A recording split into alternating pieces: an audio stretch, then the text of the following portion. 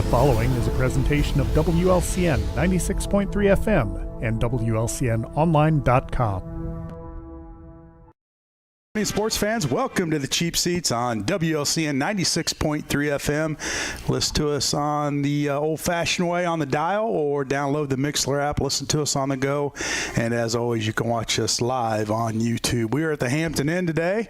No waffles today, Jake, but they had some biscuits and gravy, and the waffle line was too long, so didn't have time. Nice. Yeah. I guess it's good for your cholesterol. Yeah, we are at the Hampton Inn, and joining us today is Mike Cagley. Good morning, Mike. How are you doing today, guys? We're doing great. Mike, all the way up from Dallas, going over to the Illinois game today to cover that, and we appreciate you coming in. Get to do a little face-to-face, interview, and that's always nice. Yeah, it's fun. You guys do a fantastic job, so I like being a part of it.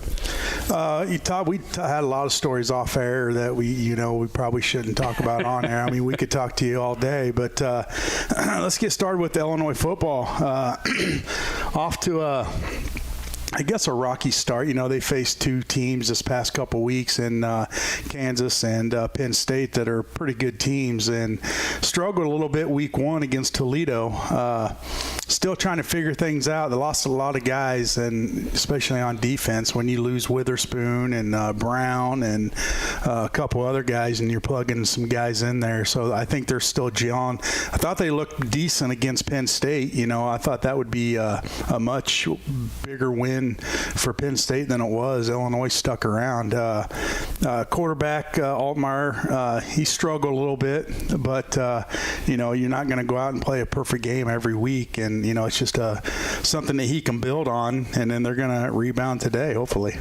Yeah, I look at the season as being 4 quarters, and if you look at the first 3 games as being the first quarter of the season, Toledo's probably going to be 11-1 or 10-2 when the season's done. Kansas probably be 9-3, and Penn State probably 10-2.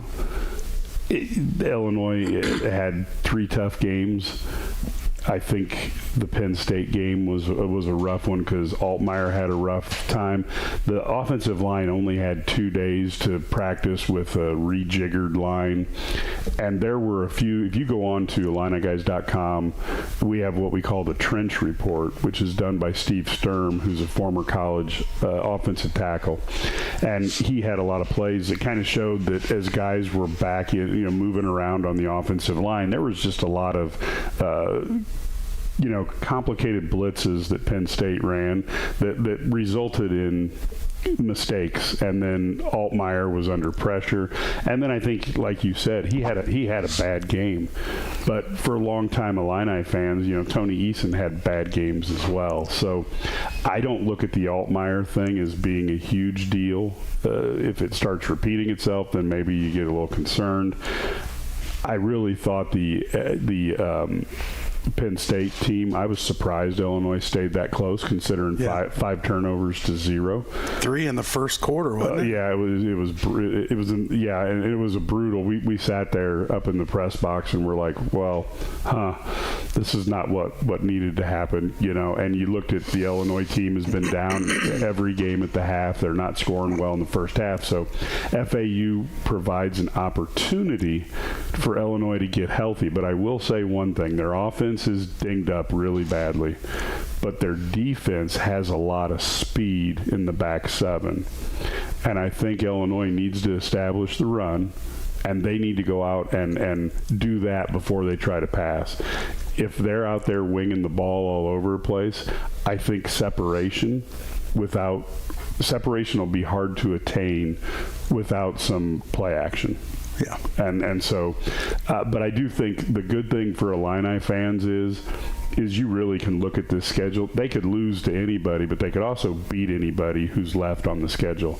Even Iowa right now, we're finding out that Brian Ferentz, he has the ability to take a quarterback from Michigan and make him look pretty lame. So maybe it'll be something. Illinois could. I'm not saying they could win the way out, but if things go well, they could win 8-9 games this year.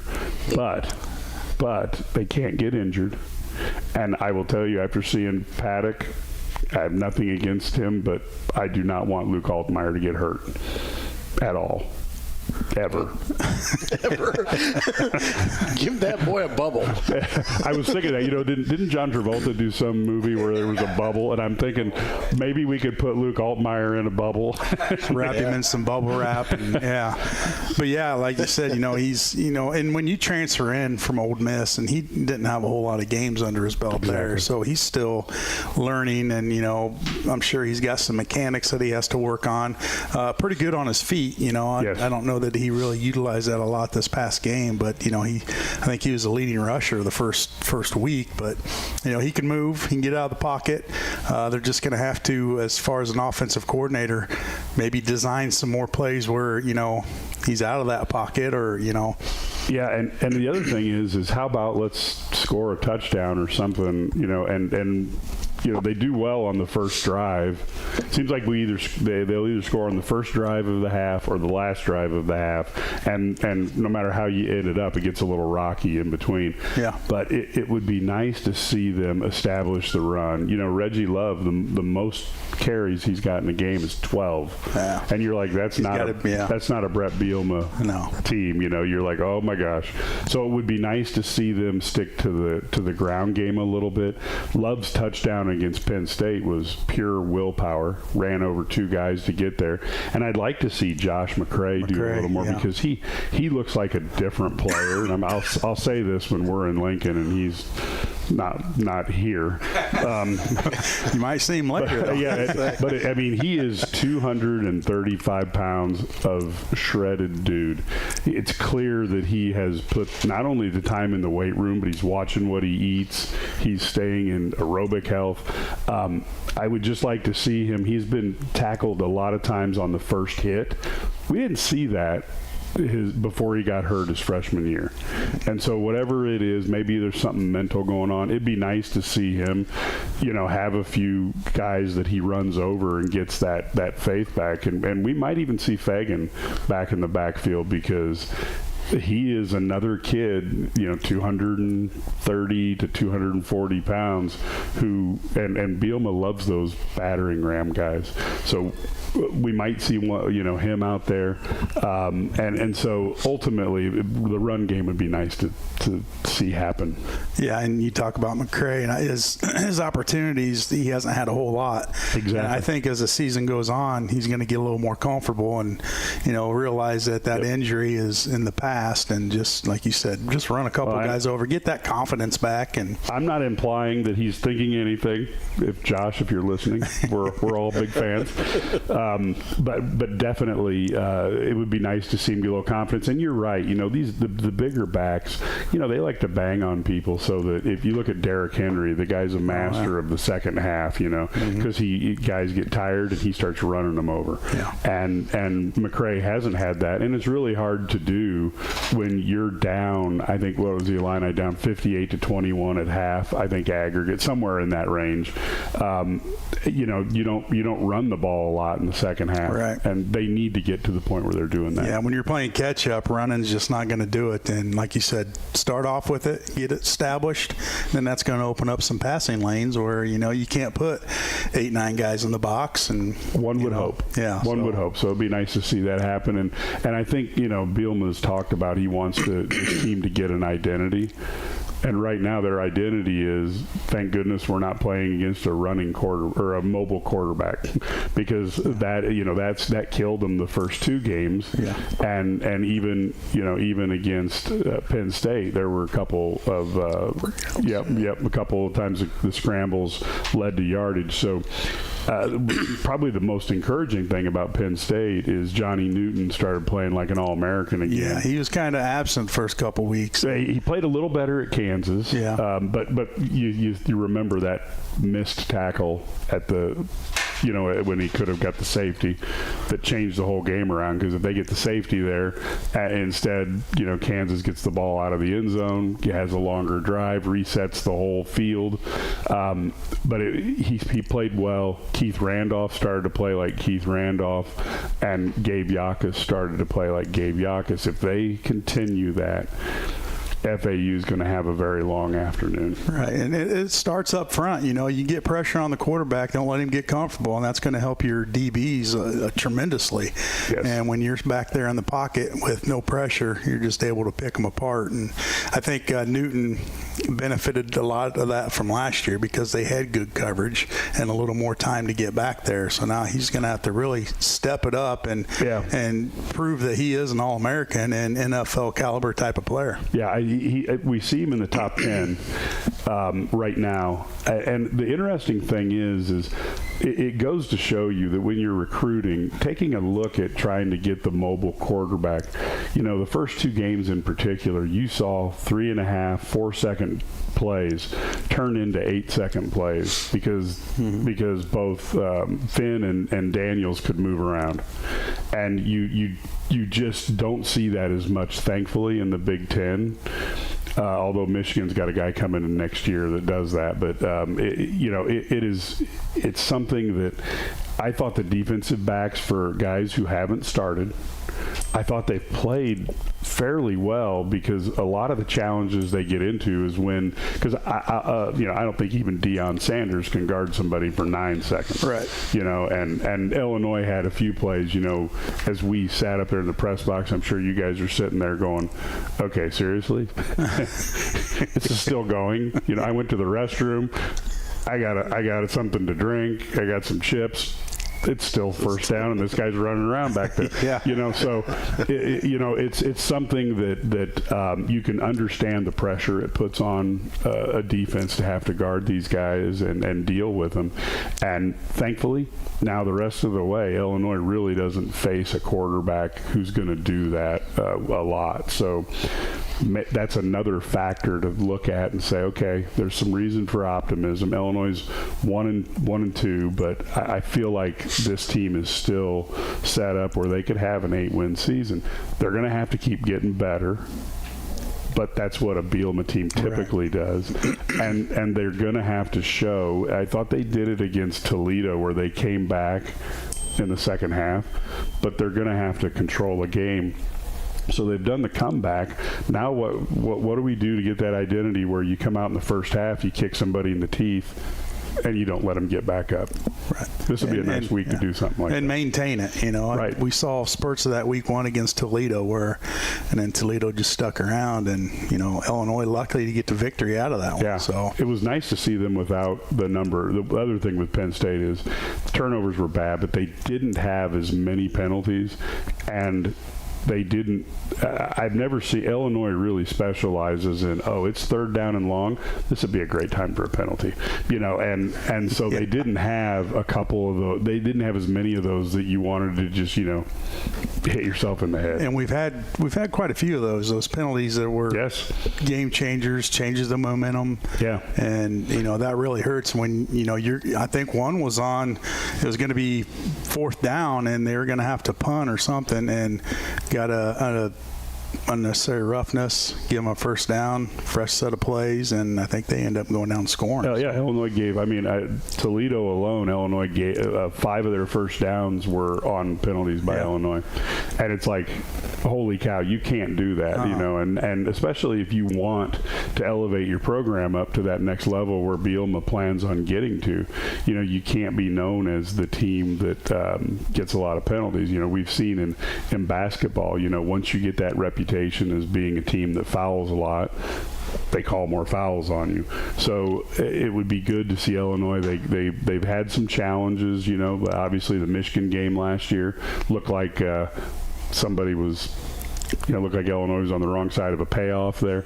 But, you've got to figure out a way to do better because you can't allow – Illinois is never going to have the talent to give up 5 first downs. Right. So you can have it. Yeah, and you talk about winning, and winning's going to bring in better recruits. Right now we're getting the 3-star and the occasional 4-star, not getting those big top recruits because let's face it, you're competing against Georgia, Michigan, Ohio State, teams like that, and he's got to go out and find the right kind of guy for his system. Yes. And that's easier said than done. Yeah, I think he does. He is very very good at taking guys that people overlook, seeing where they fit, and I think it's something that he does that I think he shares with Bill Belichick, because Belichick, if you take a look at it, he signs free agents and people go, oh, that guy's a Patriot. And then all of a sudden the guy gets put in, because Belichick knows, for example, in his defense, he knows that my nose guard has to do X, Y, and Z. And he doesn't care anything. He knows exactly what they're supposed to do, and he finds guys who can do that. And Bielema seems to understand that really well.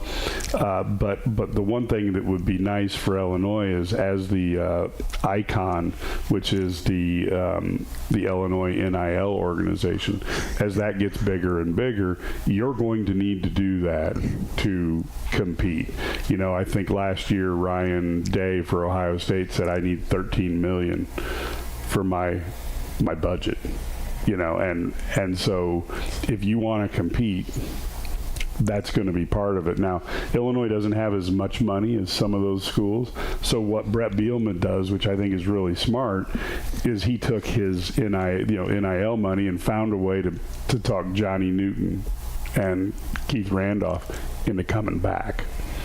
And hopefully they'll do really well, and maybe even, because I think they may need to use the portal to get maybe a defensive tackle next year. That's the one position in recruiting they've struggled on, is the defensive line. And I think if they can get a little bit of getting somebody high to go high in the draft, I think that'll mean a lot, because you can see right now when they go recruit in Florida, Devin Witherspoon going from a 0-star to number 5 in the NFL, those high school football players can tell you that. They may not watch every game. They may not go. They may not tell you that, hey, Illinois didn't look good against Kansas, but they will tell you that Devin Witherspoon, he went number 5. And you can see that building, like the DBs, Illinois every year is getting more and more from Florida. It was interesting because I talked to the voice of FAU football on a podcast. Ken Levica happens to be a guy who's both parents are Illinois grads, so he likes the Illini. But he was telling me about all this talent they have from South Florida, and then I ticked off a bunch of the people that Illinois has, and that's where I think Illinois' team speed has given so many teams problems. And again, you look at that defensive backfield. Not a lot of experience, going to grant you that much, but there are some athletes there, and there's some guys that you're going to see, names you see, when they come in, you're going to go, oh, that guy did a pretty good job, and give them a year or two, right, and there'll be guys that will go, oh, that's a good defensive back. They're loaded back there, but it's Brett Bielema finding a guy that's a 3-star that maybe Miami and Florida State, they said, well, we can get somebody else. And he finds the guys who have very similar skill sets. One of the things you can look at on recruiting is when you eyeball what they're recruiting, every guy that they recruit, you'll find on their highlight film, is a guy at least once on the highlight film is good. You'll see him streaking to get some guy catching up and bringing down a guy that looks like a sure touchdown against his high school team. Bielema looks for guys who do that extra effort. Could have quit on a play, could have let the guy score a touchdown, but instead, the guy's demonstrates great speed and demonstrates that heart, and that's what he looks for in players. Well, I think part of the Alliance problem too, the portal can be good and bad, but they will pull a few of those kids, but by the time they're about ready to start playing, they're looking at other schools too. And I mean, that's the problem across the Midwest quite a bit, outside of Michigan, Ohio State, and a couple other schools. You look at Purdue, Nebraska, Illinois, they're all having that same problem where you're losing just as much as you're gaining. Well, and sometimes you're losing guys that have been in your system 2 years, and it's just now to the point that, hey, they're going to be impact this year. Yeah, Bielema has been, he has been very good at keeping the guys here. Now, Underwood has had more challenges with the portal of exiting. And I do think that Bielema is trying to build that family. And if you listen to the players, you talk to them, that's one of the things that, like, when we have Gabe Yakas on the show every week, I mean, he talks about that. And it is something that is permeating the Illinois athletics. I think this is something from Josh, but if you talk to Adalia McKenzie or you talk to the basketball players, especially like the women's team, they are tight. And I think they're looking at what you're talking about. They said, we got to figure out a way to keep people here. And at Illinois, it's not going to be a collective. Like Texas A&M, they're trying to figure out, like, do we pay money, do we pay $80 million to get rid of Jimbo? And they're actually thinking about it. Yeah. Or like SMU waived to join the ACC. They waived the TV money for the first 9 years. And their boosters said, how much money do you guys need?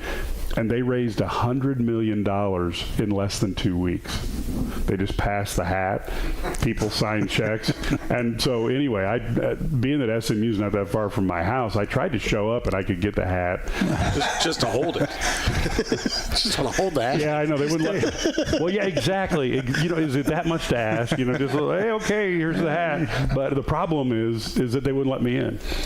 Yeah, apparently they have standards. Yeah. Background checks. They're not high standards, but they got some. The bar was too high for me. Take the checks more than they can get it. Yes. Well, Illinois at 2:30 kickoff today. They're a 16.5-point favorite, so get back on the winning track. And before we let you go, Mike, obviously you're with the Illini Guys Sports Spectacular Show. You're out of Dallas. Let's talk a little bit about your team. You got some high caliber guys on there. We talked about Larry Smith before the show. He's been with the NBA TV for 10 years, and you got him on board. Tell us a little about the crew there you have. Yeah, Larry is a former CNN guy. He's covered I believe 12 or 13 Final Fours for CNN, and then he was also on NBA TV. He still does some voice work for NBA TV, does highlight packages and puts his voice over them for different functions for them. And then he has went into news anchoring, and so he was the news anchor in Washington, D.C., and currently he's the anchor at Lexington, Kentucky, the NBC station there. And they're the number one ranked station since he jumped on board like 3 years ago. Brad Sturdy has been, he's not a national name, but for people who follow Illinois sports, he was one of the original Rivals guys. Yeah. So people remember him from recruiting, from back when it was Rivals and nobody else. And so those two are on the show. They're the heart of what we do. And of course we have Matt Stevens, former Sports Illustrated writer, the SportsIllustrated.com writer.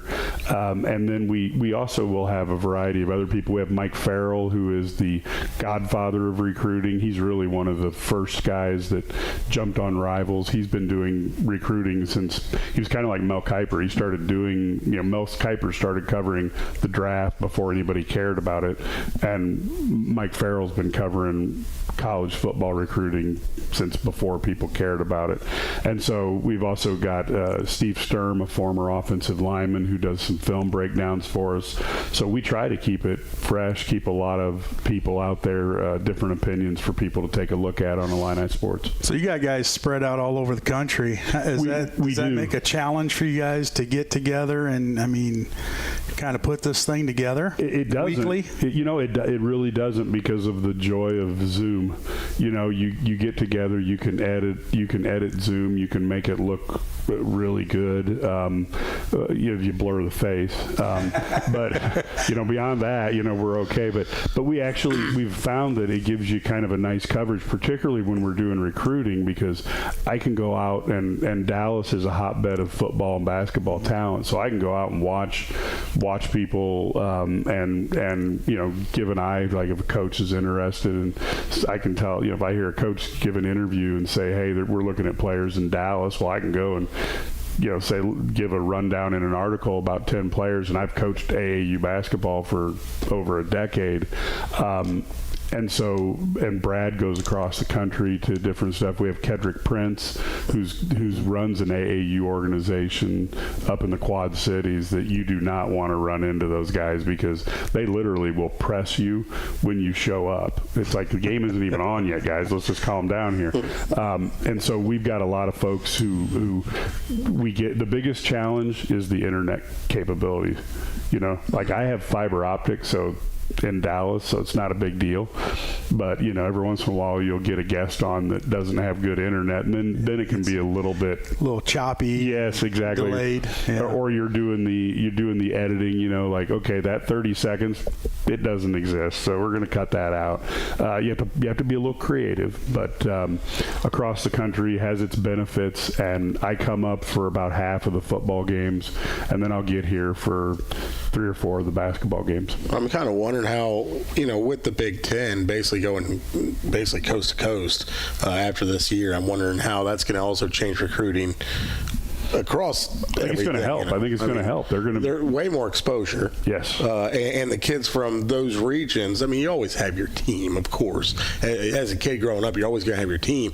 But a lot of kids like that Oregon colors. A lot of kids like that, USC brand, Yep. And as that keeps expanding, I wonder how that's going to affect the Midwest in recruiting as well, just because it's Big Ten schools going against those schools. I think it's a little scary, too, because, when you look as an Illinois, or if somebody's an Illinois, Iowa, Minnesota, even Wisconsin fan, because I can remember when Wisconsin sucked. To be honest with you, the 80s, they were an automatic W in basketball and football. But ultimately, you do have to be concerned because you've got Washington that's in the top 10. They're coming to town. Oregon's in the top 15, they're coming to town. And puts up a national championship once in a while as well. Exactly. USC, UCLA. Mm-hmm. So now all of a sudden you bring in 4 teams that are ranked regularly into that mix of the Big Ten, and that gets a little scary. So it will definitely be a challenge for the Midwest-based schools, but you also get a chance. People forget, but Illinois used to have ungodly good quarterbacks, and Tony Eason and Jack Trudeau were California kids who came and played at University of Illinois. So you had that connection out there, and maybe we can reestablish that. David Williams, the Hall of Fame wide receiver, California. So when Mike White was here, that was a big part of his recruiting. It'd be nice to have that. Bielema's done a fantastic job of building Florida. Boy, if you could get Florida and California pipelines, it's a little easier to win some games. Well, I don't know if it's just a rumor, but saw a tweet or an X that Tom Brady and Aaron Rodgers were interested in going to Illinois and didn't get a look. I don't know how true that is.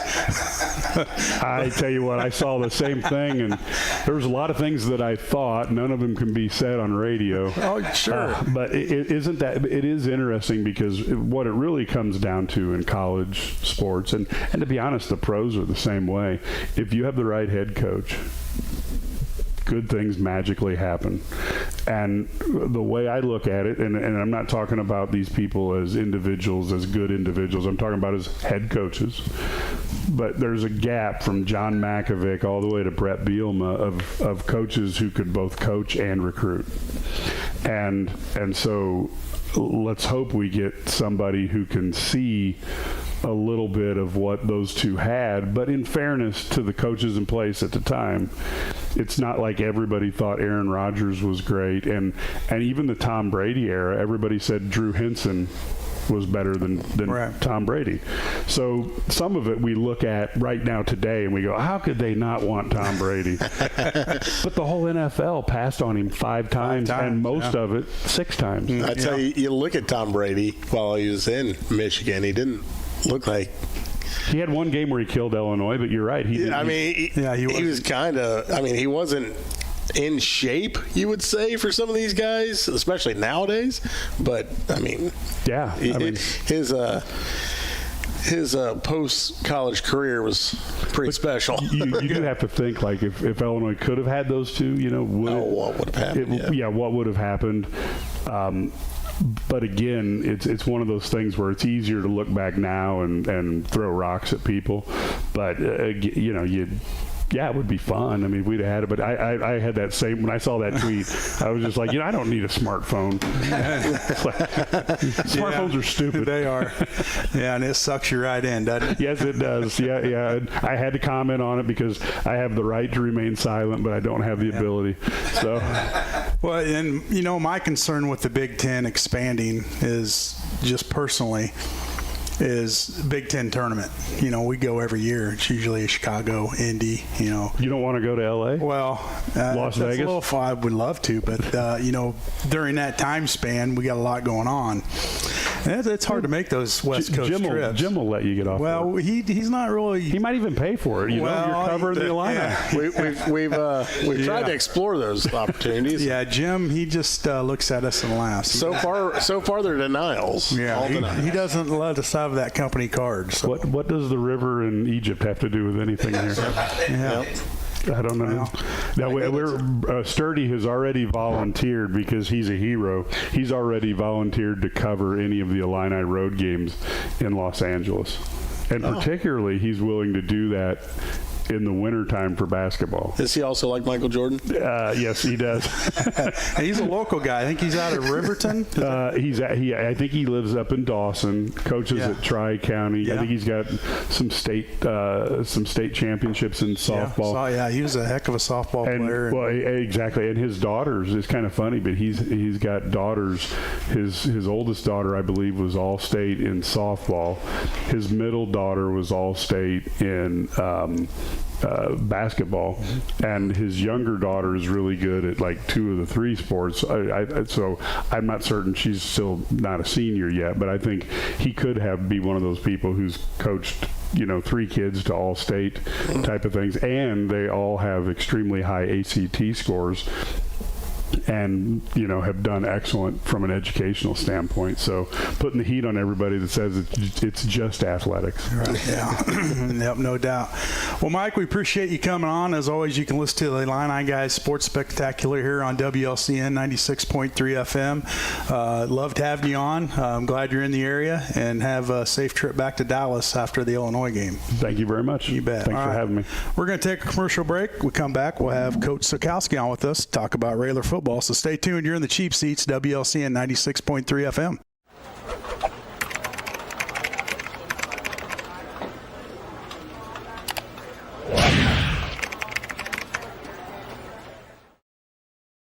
If you're not happy with the way your home landscape looks, but not sure what you need to do or how to fix it, then it might be time to get a little help from your friends at Bees Landscaping. Their highly trained and courteous staff will do all the work that fits your style and budget, including retaining walls, patios, sidewalks, leveling and grading yards, seeding and fertilizing, or new sod installation. Bees Landscaping, 1302 State Route 10. We are making a difference.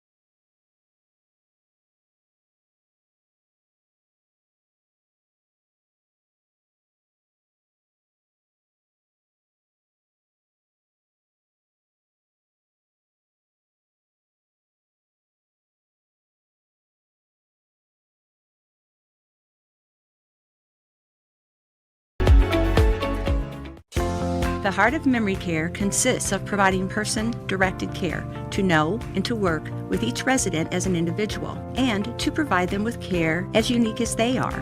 At Copper Creek Cottages Memory Care in Lincoln, our caring, compassionate staff, enriching activities, and cottage front apartments all provide the secure, safe environment that your loved one requires. Hi, I'm Deb Mox, Administrator at Copper Creek Cottages. Let Copper Creek Cottages Memory Care be the light in your journey.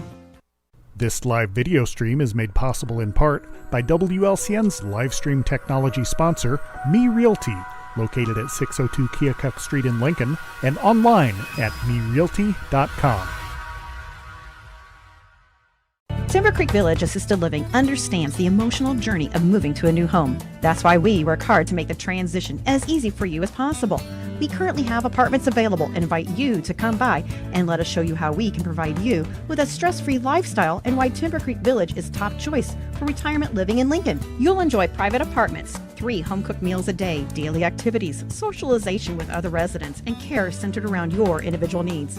Timber Creek Village, where people become friends and friends become family.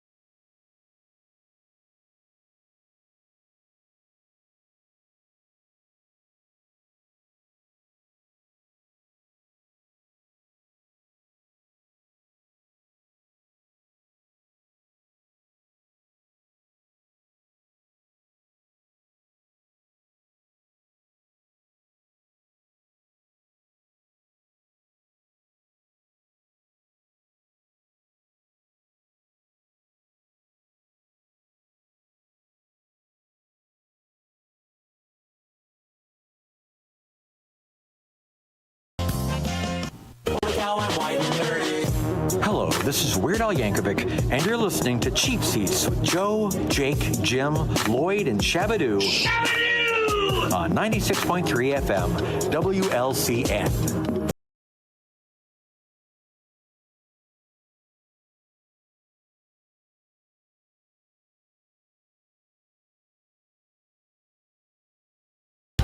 FM. We're at the Hampton Inn today, and got to thank Mike Cagley with the Illini Sports guys on with us today. Boy, it's just a breath of fresh air when you have somebody on here that knows sports. Yeah, absolutely. You know, Mike, they cover everything. Well, I was going to say, tell you what, and the thing is, it's not just Illini football or Illini basketball. Yeah, and you could throw out anything to him. Volleyball. I mean, the guy just knows the whole gamut. Yeah, we only had a half hour with him, and we could sit and talk to him all day. And the guy's very knowledgeable. He's been around, knows the sports, and I feel like he's a big LeBron James fan. I don't think he is. No. But joining us now, somebody knows a lot about football, is Coach Silkowski. Good morning, Coach. Good morning. Thanks for having me. Yeah, coming off a big win last night, traveling over to Southeast. Got the win. Some frustrations there before we went online. Just some mistakes, some penalties, some opportunities. We're inside the 10-yard line 3 times. Couldn't punch it in. Had the opportunity to kind of seal it early. You let Southeast hang around. They kind of made a game of it towards the end, but you guys did what you had to do, and you came away, and now you're 4-1, and you got to be pretty happy about that. Yeah, like you said, we squandered some opportunities there, and is kind of really trying to get that attitude in them that we got to finish things and kind of flex our muscle on teams when you have them in that position. And for the most part this season, we've been able to do that. Just couldn't get it done last night. A couple of silly mistakes. In those situations there that we'll get cleaned up this week. The kids know the mistakes they made. We talk about it in the moment and after the game and things like that. And penalties in key spots, but in the positive of that, the penalties were down. We didn't commit as many, which was a big step for us, big goal for us. Yeah, poor tackling, especially, out in the open field, which is, frustrating. It's something we work every week, multiple times a week, in open field tackling, and just got to find better ways to translate that into game-like situations. Well, we're going to say 5 penalties because the roughing the passer one we talked before was horse doo-doo. Yeah, that's tough. I mean, that's a tough call. It's a judgment call, I guess. As a referee in the heat of the moment, but I think the referee where he was at, I think he's seen the kid's head hit the turf. I think that's why he's throwing it. But at the same time, he was already wrapped up. I mean, he's just it wasn't anything. Yeah, he's just finishing the play like he's coached to do, and it's an unfortunate break, and but you still got to come back from that and make a play and get him off the field. And, even on that position, we had him at like 4th and 6 or something like that. And they were able to convert because we missed a tackle in space. So if we, they catch a hitch route or something like that, and if we get that guy to the ground right there, that drive's over for them.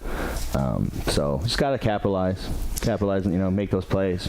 Yeah, your offense is rolling pretty good there. You had a lot of yards last night, and 370 on the ground again. Yeah, I mean that's impressive. Stevens had some big runs up the middle with the option that you ran. Kind of had Southeast on their toes because you have Keon and Kanai there, and you got to watch where they're going. And Stevens able to pull it and go, and he had some big gains, a big touchdown towards the end to pull away a little bit, and you got to be proud with your quarterback play. Yeah, he ran for 86 yards, had that real big one there on that first drive in the third quarter, I believe it was, went like 50 yards. That was a huge play.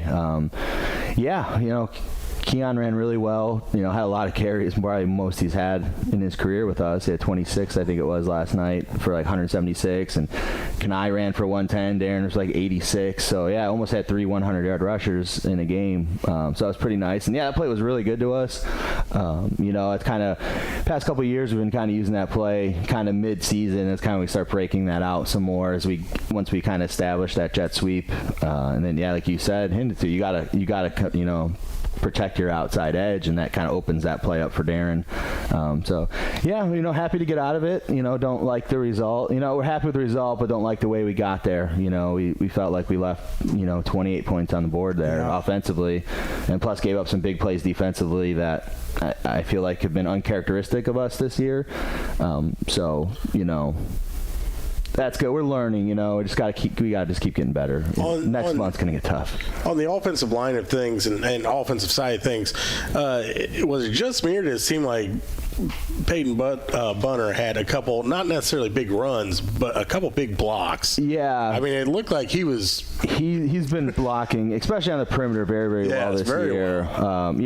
We tried to get him established early, with the inside run game, like based off the success we had last week. But credit to Southeast, they kind of gave us some fits with the front they were playing. So they kind of took him away early on, and I remember at one point on the sideline say that they're taking it away tonight. So, and that just goes back to what we talk about, though. I keep telling those guys, and I know I've said it here, is eventually at some point, like, you can't just focus on one guy, because then the other guys will have big nights. And, last Friday was Peyton's, big night, and Keon and Kanai didn't have as many big runs and stuff as they did last night. So, they focus on Peyton and opens those guys back up. Right. So it's kind of, the nice thing about, the offense that we run is, it's somebody else's turn every Friday night. And hate sideline coaching, but I'm just going to ask, any thoughts on kicking or the field goals? I know. Yeah. I mean, it's an attitude thing. It was a straight up attitude. We want, the thing is finish, impose your will on your opponent. And when, you get that close, and, even though we didn't succeed on those, the look was there, just lack of execution, and we felt like, it was a straight up, we probably, Angel's going to make those more times than not. Well, my only thing was thinking up in the stand, like I said, it's pretty easy to do from up there. Oh, sure. But, give that kid a little bit of experience where it's not just an extra point, thinking that, there's a chance we're going to playoffs this year. So we maybe. And based off, like, kind of going, you said, the chance of playoff is, hey, we got to be able to finish drives and convert and, get 6 points, not 3, was kind of mentality. And, kind of with the feel of the game and where we were at, we felt that trying to put them away, we wanted to try to get up on some team, get up on that game and get some guys some rest to get ready for Jacksonville next week. And so that's really, it was just an attitude, trying to get our offense to understand that when you have somebody, on the heels there, on the ropes, that you got to put them away. Absolutely. That's kind of what it is there. You don't convert, and you're still pinning their offense deep, Yeah, and two is, it's the situation with Colby, not being able to go last night, as Angel was asked to play every defensive snap. In the previous 4 weeks, he was playing half the snaps defensively. So that played a lot into it, as well as, he's playing a lot more. And he's had a really solid year. I mean, I told my brother this, I said, I didn't realize he was really a more rounded football player than what he is, but he's really had a nice year. A great job kicking. Yeah, so that plays into it too. You got to figure he played, 40 more snaps than he would have in a normal week, and so you're kind of taking all of those things into effect, when you're in those in those situations. But you get down towards the end of the game, Coach. Good time management. You have the ball, being conservative because you're up 2 touches, and first down probably would have sealed it, but you can't take the risk of fumbling or something happen. Time management, you got to put them in a spot where they got to go down and score twice. Yeah, you need 1 first down. You've been pretty successful moving the ball all night, and that's kind of one of those things, back to attitude and finishing, is that's something that we have to be able to do. And then bled the clock, called the timeout, tried to punt that ball away. Unfortunately, just a bad snap. High school football, it's going to happen. And fortunately for us, we haven't used our punt team that much up to this season. Right. So to come in cold and just kind of try to do that, just a bad break for us, but I thought Angel was very mature and composed himself in that situation. Just picked the ball up and got what he can, and he took a big hit at the end of that one too. Yeah. So I mean, he almost had the corner. He almost had the corner. He did almost have the corner, and that would have been nice for us. But it was a bad break, and obviously something that we will continue working with our long snappers, and but that's not a team we've used very much this season. Outside of week 3, with the Springfield High game, I don't know if we've really punted very much. Probably on one hand. You don't want to punt. No. So less times you have to punt, the better. And really happy with our kickoff return team.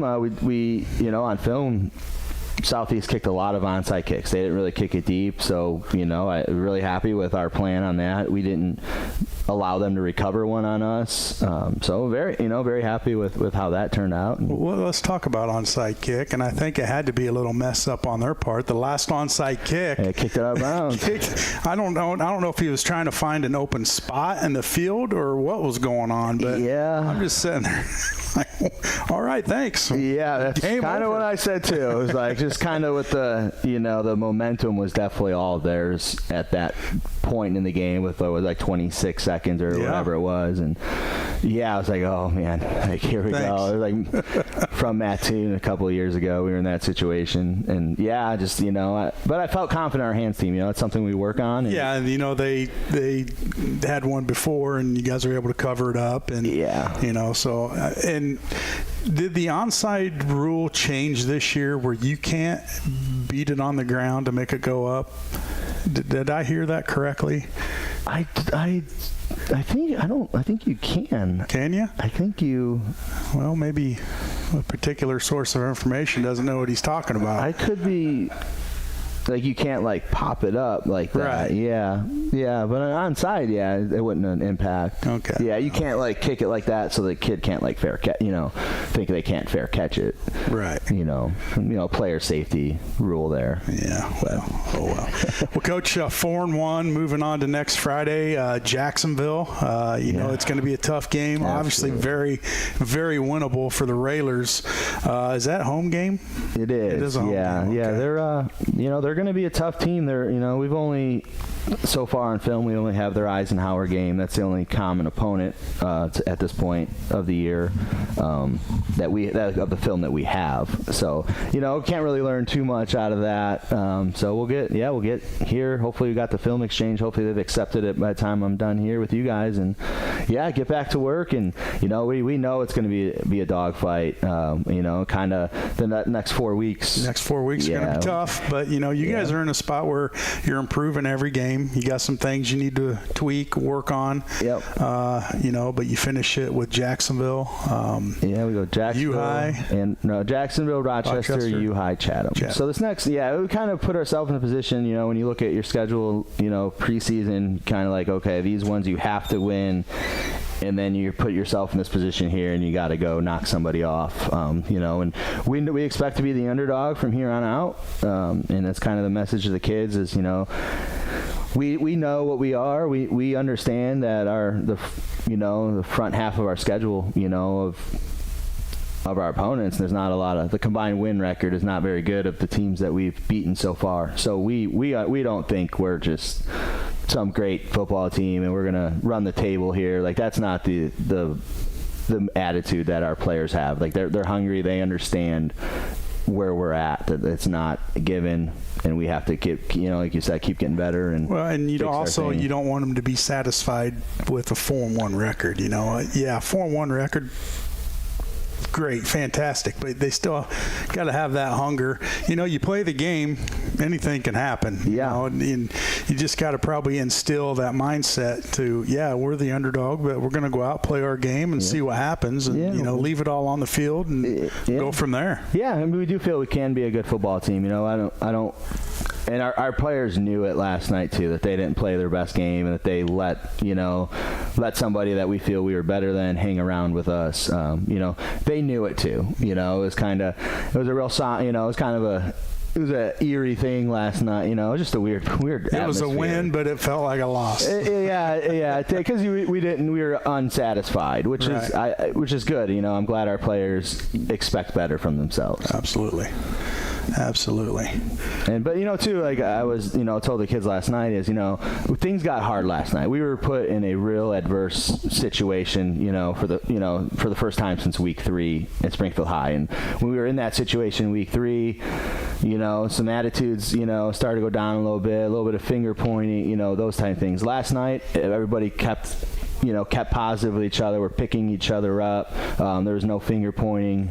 So we definitely have matured as a team in that regard, which was really good to see. Is we were able to overcome adversity and kind of do what we needed to do to get out of there with the win that we desperately needed. Yeah, it's always nice to put your team in an uncomfortable position and see how they respond, and because who knows down the road. I was gonna say, I thought last night the offensive line was kind of they were, I hate to say the word shorthanded, but they weren't in their normal formation or normal setup with the guys that they usually have there. No, we weren't. And I tell you what, you got the plays where you're having your quarterback run up the gut like that, a little misdirection or whatever you call.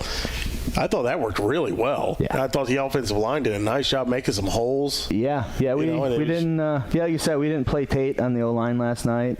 We felt like Alec Claudio. We gave him the start. Felt like he had earned it and had done some good things, for us, and kind of saved Tate a little bit, for this last half of the season. And they did. They were walling off on our down scheme stuff and creating those holes for Darren up the middle on our power read stuff, and perimeter guys did a great job. Our tackles did a great job of sealing the edge to allow us to get to the perimeter. Who's the center? Zach Poole. Yeah, boy, it looked like a really nice game from where we were sitting. Yeah, we'll get on the film and kind of evaluate, that, and but yeah, we were able to kind of do some things, and we were able to take advantage of how they lined up. We kind of saw some formation stuff that SHG had done to them, and so we kind of, we didn't put any new schemes in. We just kind of changed, the way we went about it, and it was very successful to us last night. So really happy our kids were able to execute the game plan. It looked like Tate was a little more fresh on the defensive side of things too. He was.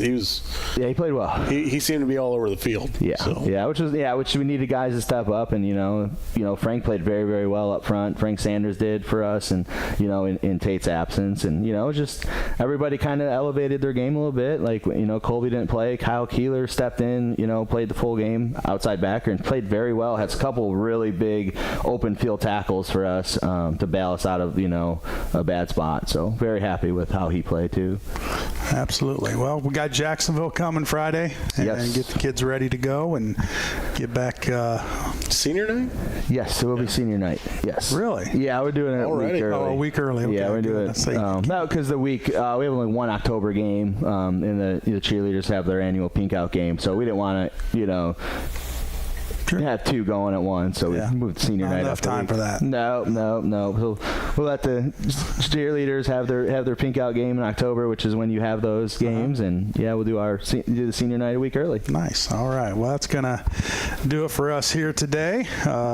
Coach, thanks for coming in. Absolutely. Thanks for having me. It's always fun coming in after a win. Yeah, it's a little easier to get up. Yeah, it is absolutely. Yeah. But fortunately, we've been able to do it 4 times this year, and hopefully another 4. Let's hope. We're gonna just try to get better, and just happy the position we put ourselves in. We have 4 weeks to get one more. That's right. That's all we need. All right, we're gonna wrap it up here today on the cheap seats. Thanks for the Hampton Inn for hosting us.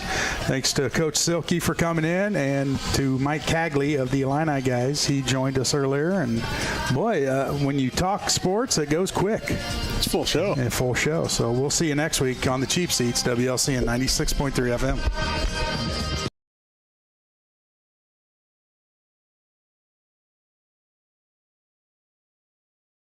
This live video stream is made possible in part by WLCN's live stream technology sponsor, Me Realty, located at 602 Keokuk Street in Lincoln, and online at merealty.com.